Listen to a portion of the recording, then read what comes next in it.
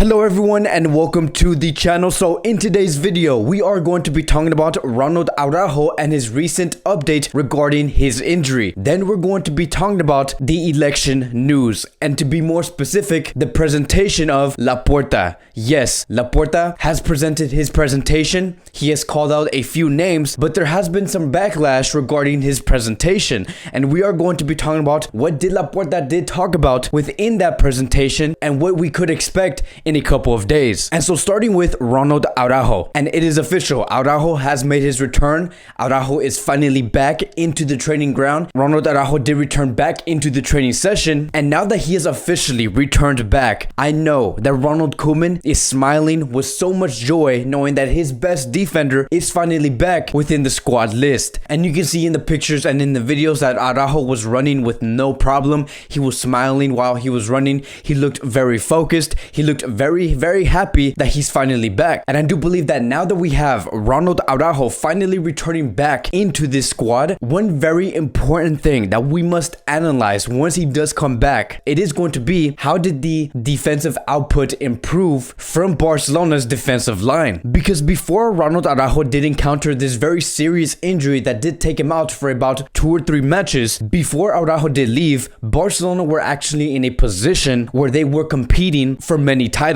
for the Champions League and also for La Liga. But ever since he did encounter that injury, about 10 to 12 days later, Barcelona is in a completely different situation regarding these titles. They are now back to 8 points behind Atletico Madrid. They have lost to PSG in a 4-1 scoreline at the Camp Nou, and we also tied against Cadiz, which in result ended in a 1-1 draw. So many things did fall apart ever since Araujo was absent from that defensive line. And going forward, in about 12 to 15 days, we are going to come back into this Barcelona squad and analyze, okay, how did Barcelona improve with him finally coming back? So there is so much to look forward to. I'm also really eager to find out what's going to be Koeman's preferred starting 11 within that defensive line once he does come back. Is it going to be Mingueza and Araujo? Is it going to be Piqué and Araujo? Is it going to be Umtiti and Araujo? There are many choices Ronald Koeman could go for, and it's going to be very exciting to see what player can complement him the best in order to bring the best results. And now, ladies and gentlemen, I do want to talk about the presentation of Laporta. This is going to take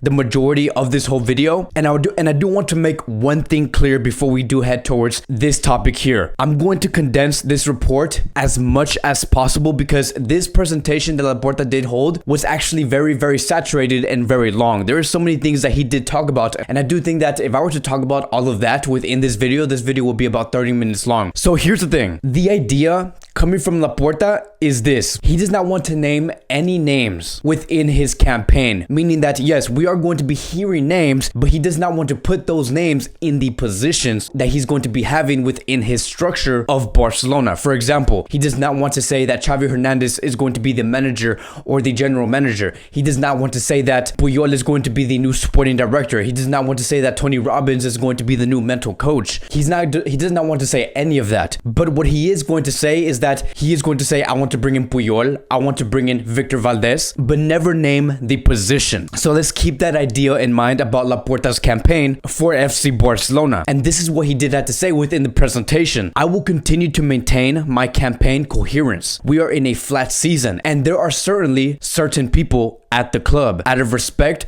we will first talk to them before making a decision and improving our sports structure, which basically means that he knows that this Barcelona team is broken. They are going through a tough time financially and sportingly. There could be some division within the players that we may not even know of, which is why he does not want to name any names. It would make no sense to have that situation going on in Barcelona and then right after saying, I'm going to replace this man for this player here, or this player for this man here. Laporta has also stated out within that last sentence of this statement is that if the socios and the Barcelona fan base want to know what names are going to be in these certain positions, he needs to be elected first, because he wants to talk to the players, then analyze and ask, do we want to switch out this player or this manager or this sporting director with one of our own? That is going to be Laporta's idea. But as previously stated, Laporta has named some names, and here are going to be the people who could be potentially involved within his reign in Barcelona. We have Benitez and we have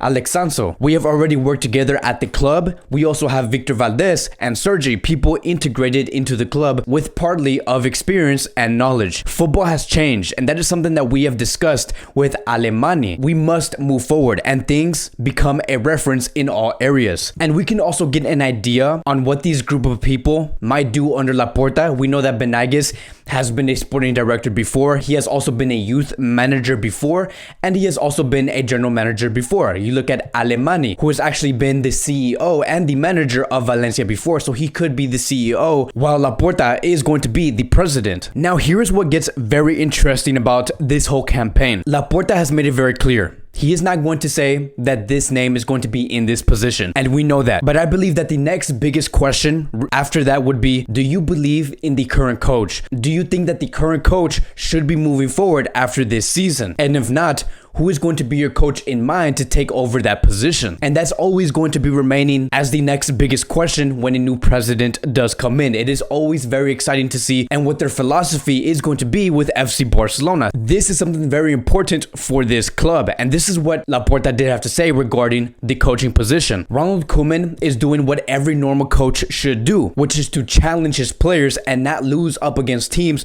like Elche or Leganés or Levante. And then in the end of that statement regarding the coaching position, he has stated that if he gets elected as the president of Barcelona, he does hope to see that his club is competing for all competitions. And that is where it caught everyone's eye, because what that is telling everybody and every Barcelona fan in the world is that if Laporta does become president, which is going to be on March 7th, he does want to see Barcelona in all competitions, which is the Champions League, La Liga, and the Copa del Rey. And if Koeman does not have Barcelona in a situation where we are competing for all competitions, then he may reconsider the position of Ronald Koeman and bring a coach of his own. And let me tell you, Laporta is not going to be hesitating on that decision. Laporta is going to be making that decision extremely quick. Now, there could be backlash on the way Laporta could be handling this, because many are going to be saying we should give Ronald Koeman time. How are you going to be saying this when Ronald Koeman has been given one of the worst versions of FC Barcelona and has not been given the players that has been required in order for him to build the best Barcelona possible within his image? But here's the thing, Laporta within that statement said, I want Barcelona to compete in all positions. He never said, I want Barcelona to win all competitions. That would be something different. What Laporta wants to see is for Ronald Koeman to have Barcelona compete for every position. Those are two completely different things. And if you were to look at the election date, which is going to be on March 7th, that is going to be 4 days after the match between Barcelona and Sevilla, which is going to be the second leg of the Copa del Rey. Barcelona are in a 2-0 deficit up against Sevilla, and that will also be 3 days before the match between PSG and FC Barcelona. These two matches are going to be right after and before the election date. And these are also going to be two matches that are going to be very critical for Ronald Koeman, because there is a very, very big chance that we might actually see Ronald Koeman have his position be reconsidered by Laporta if he is elected. And looking at the results right now between Barcelona and Sevilla and PSG and Barcelona,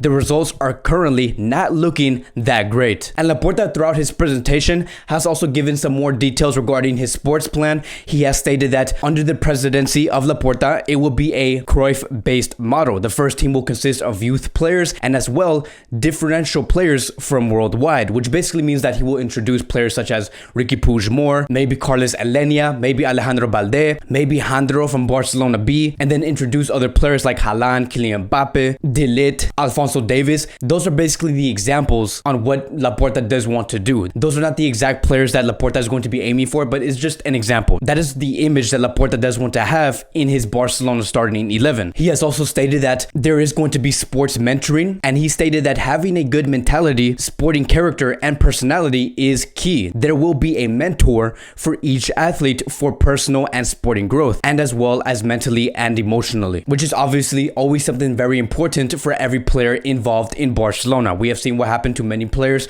within the squad, and so this is going to be very key for football club Barcelona. But overall, this is what Laporta's plan was all about. It is quite clear that yes, he does have a plan in place, but he does not want to completely unfold what he does have in mind for this football club. He does want to keep everything very hidden, very coherent, which is something that does have to be respected. And his marketing overall really consists of the credibility of what he has done before with this football club. The fact that Laporta did emerge one of the best Barcelona, if not one of the best teams that has ever graced the field in the history of this sport, that is his credibility. That is the reason why he does not feel that pressure to say that this is what I'm going to do with Barcelona exactly. But with that type of marketing, with his marketing being about the credibility, the nostalgia, that has came with some backlash, and not specifically from the Barcelona fan base or the socios, but from his ally Victor Font. And this is what Victor Font had to say about his presentation. So who is going to be signing the players? Is it going to be Victor Valdez?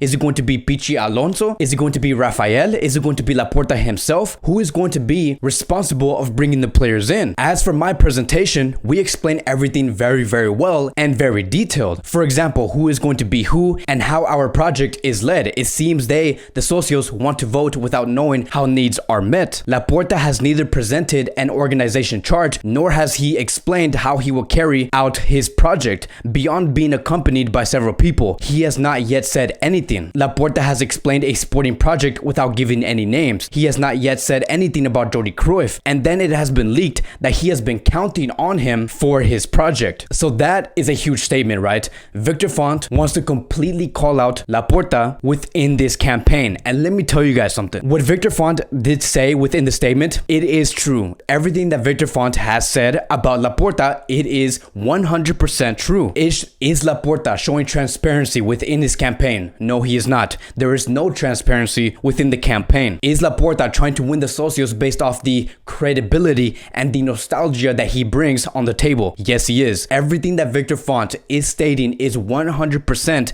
true. And if you were to ask the socios and the Barcelona fan base who has presented the better project so far in these elections, it has been Victor Font. Victor Font has been more transparent. He has named more names. He has given a chart of who is going to be who. That is 100% clear. And there is going to be backlash for Victor Font himself, stating that Victor Font has no backing. There are many people within his project that may want to go to Laporta if he does win, which is, again, that is also very true. Xavi Hernandez might go under Laporta if he does get elected, but in the end, it does go for both presidential candidates. People such as Xavi Hernandez, Puyol, Benaiguez. In the end, many of these people that Victor Font or Laporta has named so far within this electoral race, there is no choosing sides. But here's the one thing that I do find very wrong about what Victor Font did state a couple of hours ago. And here's what he said. Laporta implies that with the memory of the past, voting with him would be worth it. In 2021, there is nothing that resembles his stage. Everything that has changed and nothing from his experience